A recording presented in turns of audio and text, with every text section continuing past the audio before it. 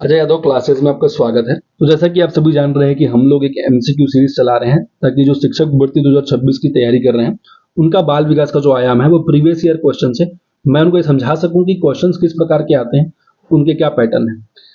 आज का जो टॉपिक है हमने देखा है कि आज जो का टॉपिक जो है वो नैतिक विकास यानी कि कोहलबर्ग का, और दूसरा संज्ञानात्मक विकास यानी कि मेरा किसका है, लेव वैगोत्स्की का। पिछले वाले वीडियो हमने पियाजे कवर किया था, आज हम लेव वैगोत्स्की को भी इस वीडियो में कवर कर लेंगे।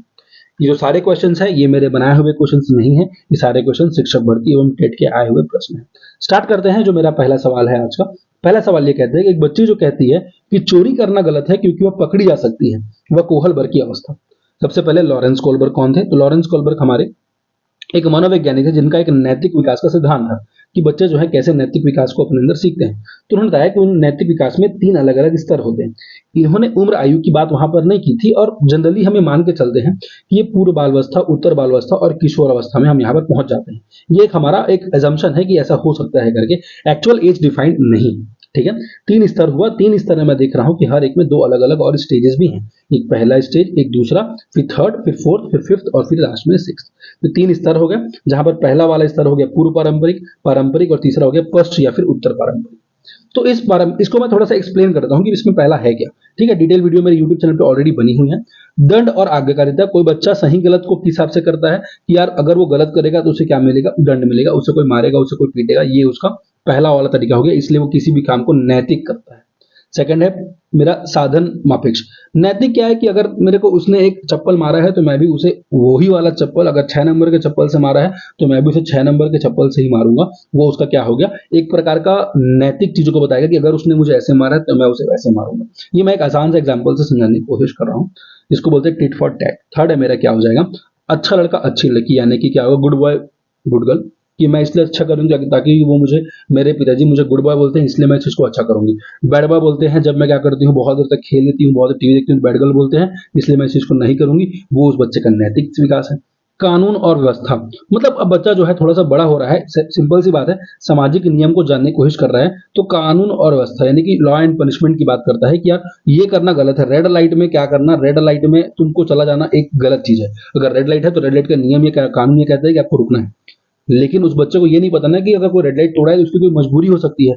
उस चीज को वो समझता है अगले वाले पार्ट में, जहां पर वो क्या है, सामाजिक अनुबंध। वो समझता है कि ऐसा है ना कि हमारे यहाँ कुछ नियम है, कि क्या पता यार अगर वो एक प्रकार के ऐसे चीज में फंसा हो जहां पर उसे जाना पड़े तब उसे रेड लाइट को तोड़ना पड़ सकता है। तो सामाजिक अनुबंध में क्या करता है, व्यक्तिगत सिद्धांत पर, क्या पता कि अगर उसके जगह पर मैं होता तो मैं रेड लाइट को तोड़ देता। लास्ट वाला स्टेज है सार्वभौमिक नैतिक सिद्धांत, जिसमें हम लोग अभी होते हैं कि हम लोग डिसाइड करते हैं कि यार अच्छा अगर सभी लोग इस चीज को गलत कह रहे हैं तो हो सकता है वो गलत हो, अगर वहां से कोई अलग निकल जाता है तो हम कहते हैं कि अरे ये तो बिल्कुल गलत सोच रहा है, क्योंकि क्या है वहां पर सार्वभौमिकता यानी कि वहां पर एक यूनिवर्सलिटी नहीं।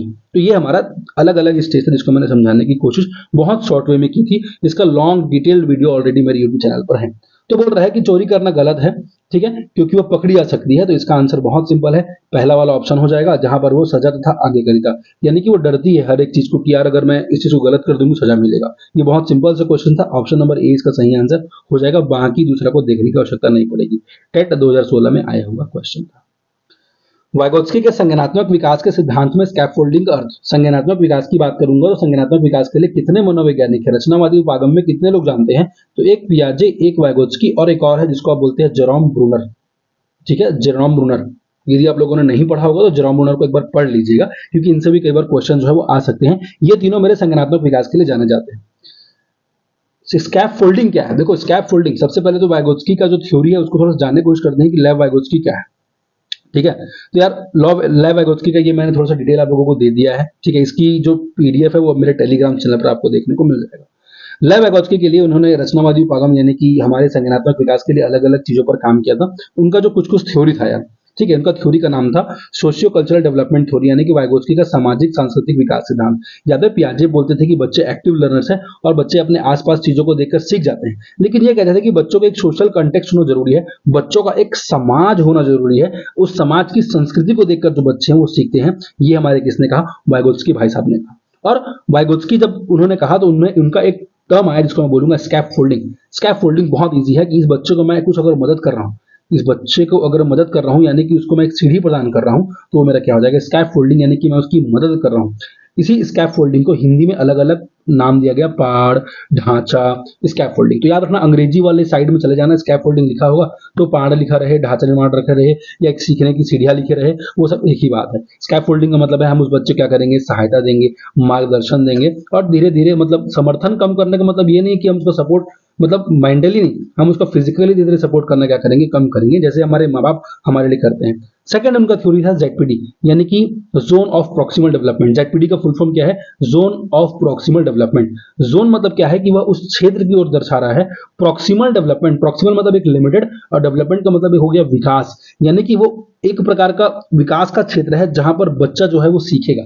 जैसे कोई काम, जैसे कि मान लीजिए आपको ना एक साइकिल चलाना आता है, आप उस जोन में जहां आपको साइकिल चलाना आता है और ये वाला जोन है जहां पर आपको गाड़ी चलाना सीखना है, तो वो जो साइकिल चलाने से लेकर जो गाड़ी चलाने तक का जो समय है ना, जहां पर साइकिल चलाना आपको आता है, कोई काम आपको आता है लेकिन आपको गाड़ी चलाना नहीं आता, आपको यहां तक आना है, तो ये जो बीच में ये जो हम लोग सीख रहे हैं ना, इसको बोला जाता है जोन ऑफ प्रॉक्सिमल डेवलपमेंट, जहां पर बच्चा उन चीजों को सीखता है। और जहां आपने गाड़ी को सीख लिया, जहां आपने गाड़ी को सीख लिया, फिर आप वापस कहां जाएंगे, आप वापस वहां पर आ जाएंगे जहां पर आप किसी को सीख चुके हैं। और वापस अगर आपको कार सीखना है तो आप फिर से जाने यहां देने की कोशिश करेंगे, और फिर जब यहां तक तो आप सीख चुके हैं क्योंकि आपको बाइक चलाना आता है, फिर वो जो बाइक से जो कार चलाने की जो प्रक्रिया है, उस वाले बीच को फिर मैं क्या बोलूंगा, फिर बोलूंगा जोन ऑफ प्रॉक्सिमल डेवलपमेंट। ये बच्चों के लाइफ में हर बार आता है, हर बार जाता है। कुछ चीज सीखेंगे फिर अगले अगर सीख जाएंगे, तो जहां पर बच्चे कुछ चीज को सीख रहे हैं ना, उस एरिया को मैं बोलूंगा जोन ऑफ प्रॉक्सिमल डेवलपमेंट, यानी कि समीपस्थ विकास का क्षेत्र। ठीक है क्या। तीसरा जो टॉपिक था उनका एमकेओ, यानी कि more knowledgeable other. More knowledgeable other एक ऐसे व्यक्ति, एक ऐसे साधन, एक ऐसे संसाधन की ओर इंगित करता है जो उस बच्चे को सीखने में मदद करता है, जो उससे कहीं अधिक जानकार होता है। ऑब्वियसली यार, अगर कोई किसी चीज को सिखा रहा है तो वो उस चीज के बारे में जानता है तभी वो सिखा रहा है कि नहीं। तो यार वो एक शिक्षक हो सकता है, बिल्कुल शिक्षक तो रहेगा ही, उसके माँ बाप हो सकते हैं जो उसको सिखा रहे हैं, उसके पीयर, उसके दोस्त भी सिखा सकते हैं ना कि यार ये वाला मैथ्स मेरे को आता है, मैं तेरे को सिखाता हूं, तो वो उससे मोर नॉलेजेबल अदर उसका दोस्त हो गया, वो उसको सिखा रहा है। तो सिखा रहा प्रक्रिया क्या हो गया, स्कैफ फोल्डिंग। और जहां बच्चा सीख रहा है वो प्रक्रिया क्या हो गया, मेरा जेडपीडी हो गया। टेक्नोलॉजी, मोबाइल, टीवी देखकर, बुक से हम सीखते हैं। ठीक है, तो ये मेरा तीन चीज को याद रखना, एक मेरा जेडपीडी को याद रखना, एक मेरा स्कैफ फोल्डिंग को, और एक मेरा एमकेओ को याद रखना। ठीक है, तो ये जो चीज है ये मेरे किसने दिया, ये मेरे ये भाई साहब ने दिया, इनका नाम था लेव वैगोत्स्की। ये तीनों चीज को मैंने अलग से बता दिया। एक और यह है कि इन्होंने ना एक थोड़ा जोर दिया था भाषा पे यार, इन्होंने थोड़ा सा जोर दिया था भाषा पे कि असल में भाषा का क्या इंपॉर्टेंस है। ठीक है, चिंतन और भाषा पे इनका एक बहुत ही अलग से एक किताब भी है, एक अलग से इनकी थ्योरी भी है। ठीक है, दोनों में अलग अलग डिफरेंस है। आपको यदि पता होगा तो आप मुझे प्लीज कमेंट करके बताइए कि पियाजे और वाइगोत्स्की भाषा को लेकर क्या मानते थे। कौन ये मानता था, पियाजे ये मानते थे कि वाइगोत्स्की ये मानते थे कि भाषा का पहले विकास होता है और बाद में उस बच्चे का बाकी सभी विकास के बाकी प्रकार के विकास होते हैं। क्या वो वाइगोत्स्की था कि क्या वो पियाजे था। इन दोनों को यदि आपको डिफरेंस पता होगा तो आप मुझे कमेंट करके बताइए। ठीक है, चलिए उस क्वेश्चन में मैंने क्या कहा। ठीक है, अब हम नीचे आते हैं। सॉरी, इस क्वेश्चन को हम लोगों ने शायद देखा नहीं है। स्कैप फोल्डिंग का अर्थ क्या है, ऐसे कार्य की श्रृंखला को बहुत कठिन है, सहायता के स्तर को बदलना और अधिक निपुण साथियों का एक शिक्षक के रूप में उपयोग करना, बच्चों को जेडपीडी को प्रभावशाली तरीके से मापन करना।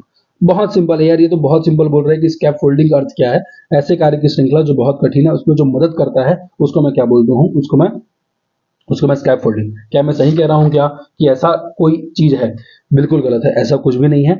ऐसे कार्य की श्रृंखला जो बहुत कठिन है, केवल कठिन में स्कैप फोल्डिंग हो गया, ऐसा बिल्कुल भी नहीं है। सहायता के स्तर को बदलना, ऐसा कुछ भी नहीं है। अधिक निपुण साथियों का एक शिक्षक के रूप में उपयोग करना, ये मेरा स्कैप फोल्डिंग है। याद रखना, आपने कहा सर अधिक निपुण साथी जो होगा वो तो मेरा एमकेओ होगा, तो मैं कहाँ कह रहा हूं कि मैं उसकी बात कर रहा हूं भैया, उसके रूप में उपयोग कर रहा हूं ना उसे, तो जो उपयोग करेगा, जो सीढ़ी जने मदद करेगा, तो वो प्रक्रिया मेरा क्या कहलाएगा, वो प्रक्रिया मेरा क्या कहलाएगा, वो कराएगा स्कैप फोल्डिंग। ठीक है, आगे चलते हैं अगले क्वेश्चन की। बच्चे को दिया गया ऐसा कार्य जो उसके स्तर से थोड़ा, बच्चे को दिया गया जो उसके कार्य से स्तर से लेवल के उपरोक्त कथन बच्चों को विकास के क्षेत्र की ओर इंगित करता है। अच्छा ठीक है, ये थोड़ा सा क्वेश्चन शायद थोड़ा सा ऊपर नीचे हो गया है कि मतलब ये कह रहा है कि बच्चों को ऐसा कुछ कार्य दिया गया जो उनके लेवल से थोड़ा ऊपर हो, जो उनके लेवल से थोड़ा सा ऊपर हो। ठीक है, तो वो मतलब वो किस चीज को दर्शाता है, बहुत सिंपल है। याद है हमने सर्कल से बताया था कि वो हमारा क्या हो जाएगा, जेडपीडी हो जाएगा। स्कीमा तो यार वाइगोत्स्की, जहां वाइगोत्स्की आया तो वहां स्कीमा कैंसिल हो जाएगा क्योंकि स्कीमा के बारे में बात करते ही नहीं। संभावित विकास का क्षेत्र गलत है, वास्तविक विकास का क्षेत्र, ये भी गलत है। समीपस्थ विकास का क्षेत्र, याद रखिएगा संभावित और समीपस्थ में प्लीज कंफ्यूज नहीं होइएगा। संभावित है प्रोबेबल, ठीक है, लेकिन यहाँ समीपस्थ है जहां पर हमको क्या रखना है, प्रॉक्सिमल, जहां पर क्या याद रखना है, प्रॉक्सिमल। तो हमें अंग्रेजी वाले हिस्से को ध्यान में रखते हुए हमें प्रॉक्सिमल को ही ध्यान देना है, ठीक है। ऑप्शन नंबर डी इसका सही आंसर हो जाएगा।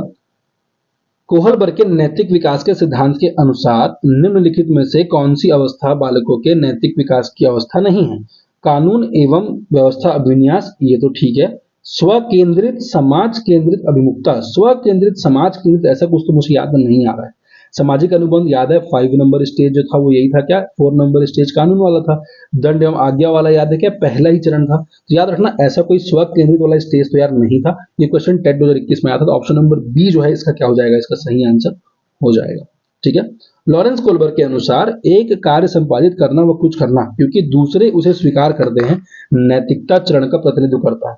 देखो वो बोल रहा है कि ऐसा कौन सा स्टेज है जहां पर हम ये देखते हैं कि यार सामने वाला चूंकि उसको कर रहा है इसलिए हमें उसे करना है। तो दिमाग में आ रहा होगा कि सर ये तो समाज वाला बात कर रहे हैं। नहीं, याद है आपको, एक तो गुड बॉय और क्या था, गुड गर्ल, याद है, गुड बॉय गुड गर्ल, कि यार मतलब ये काम करूंगा ना तो मुझे पापा अच्छा बोलेंगे, ये काम करूंगा तो पापा मुझे बुरा बोलेंगे। याद है कि ये 3 अलग अलग चरण में था। एक मेरा पूर्व पारंपरिक था, एक मेरा पारंपरिक था और एक मेरा पश्च पारंपरिक था, या फिर पोस्ट पारंपरिक, या फिर आप जो भी उत्तर पारंपरिक, जो भी आप उसे नाम से जाना चाहते हैं, ठीक है। तो ये बोल रहा है कि यार एक कार्य संपादित करना है क्योंकि दूसरे उसे स्वीकार करते हैं, ठीक है।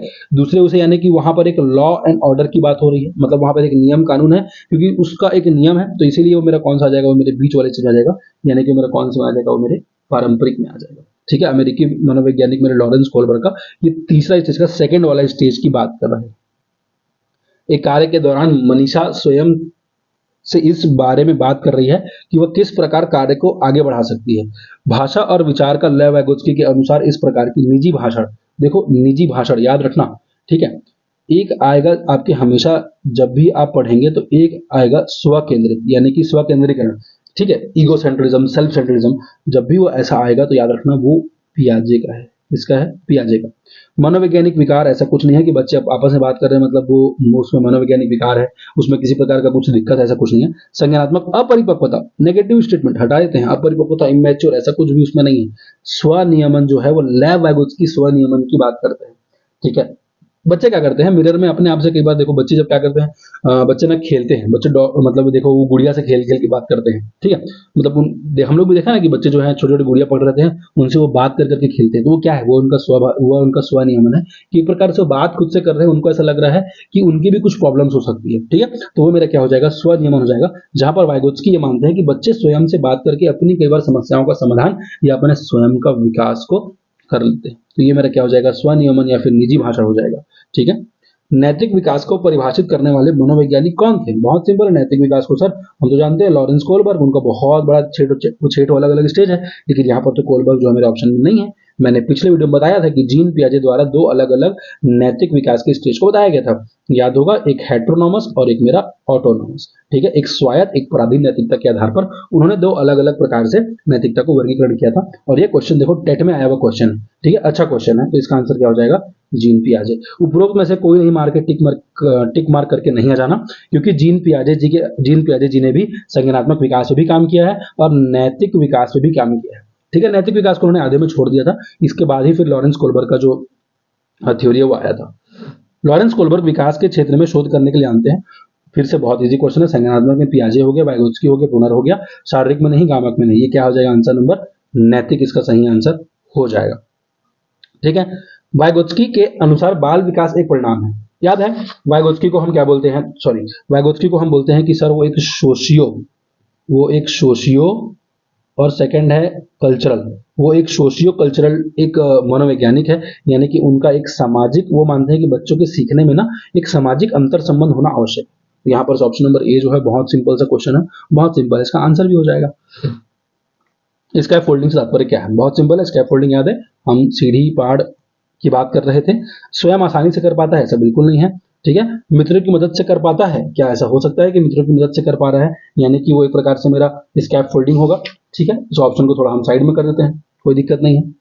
शिक्षकों की मदद से कर पाता है, स्वयं करने में असमर्थ। देखो इसका ना मित्रों की मदद से भी यदि वो कर रहा है ना तो वो स्कैप फोल्डिंग ही है, तो वो स्कैप फोल्डिंग ही है। शिक्षकों की मदद से भी कर रहा है तो भी स्कैप फोल्डिंग ही है। स्वयं करने में असमर्थ है, ये ऑप्शन नहीं है, पहला ऑप्शन नहीं। लेकिन व्यापम ने आंसर ले लिया बी। अब मुझे नहीं पता उसने ऑप्शन नंबर सी को आंसर क्यों नहीं लिया जबकि जो ऑप्शन दोनों है ना वो दोनों सही हो सकता है, बिल्कुल हो सकता है। तो जरूरी थोड़ी है कि वो केवल ऑप्शन नंबर बी जो है वही सही है। ऑप्शन नंबर सी भी मेरे नजर में सही था, परंतु व्यापम ने पता नहीं क्यों इसका आंसर नंबर शिक्षकों वाले को ही लिया। शायद इसलिए लिया ताकि उन्होंने थोड़ा सा शिक्षक जो है थोड़ा सा बड़ा है, इसलिए केवल मदद वही कर सकता है, जबकि ऐसा जरूरी नहीं है, मित्र भी मदद कर सकते हैं। लैव वाइगोत्स्की के अनुसार निम्न में से किसके लिए समीपस्थ विकास का क्षेत्र का उपयोग करना चाहिए?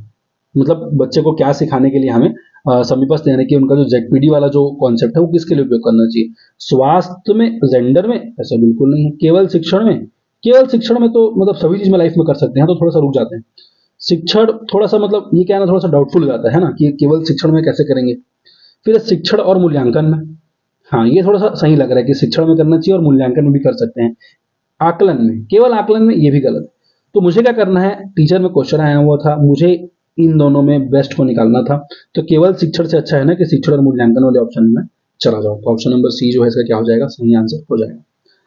लेव वाइगोत्स्की ने सामाजिक रचनावादी सिद्धांत के अनुसार विद्यार्थियों का आकलन किस विधि से करना चाहिए? बहुत सिंपल है, वो मानते हैं क्या, सोशियो कल्चरल, मतलब बच्चे जो है कहाँ सीखेंगे, समाज से सीखेंगे। समाज से सीखने के लिए मुझे क्या चाहिए, समाज का सहयोग भी चाहिए। अगर समाज सहयोग नहीं करेगा तो बच्चे कहाँ सीखेंगे? तो आंसर क्या हो जाएगा, सहयोगात्मक परियोजनाएं से बच्चे क्या करेंगे, इन चीजों को सीखेंगे। लॉरेंस कोहलबर्ग के अनुसार नैतिक विकास की वह अवस्था जिसमें लोग सामाजिक मानदंडों के अनुसार व्यवहार करते हैं। देखो यार ये बहुत सिंपल है, ये बोल रहा है कि थोड़ा सा सामाजिक, मतलब बच्चा क्या है, अब थोड़ा सा समाज के हिसाब से, चाहे वो मेरे पिता का समाज चाहे माता का समाज, जिसका भी समाज हो, मैं उसकी बात कर रहा हूँ। तो याद है पूर्व नहीं होगा, पश्चिम में तो याद रखना यार वो सेल्फ सीख जाता है ना कि मतलब मुझे क्या चीज नैतिक लगता है वहां पहुंच जाता है।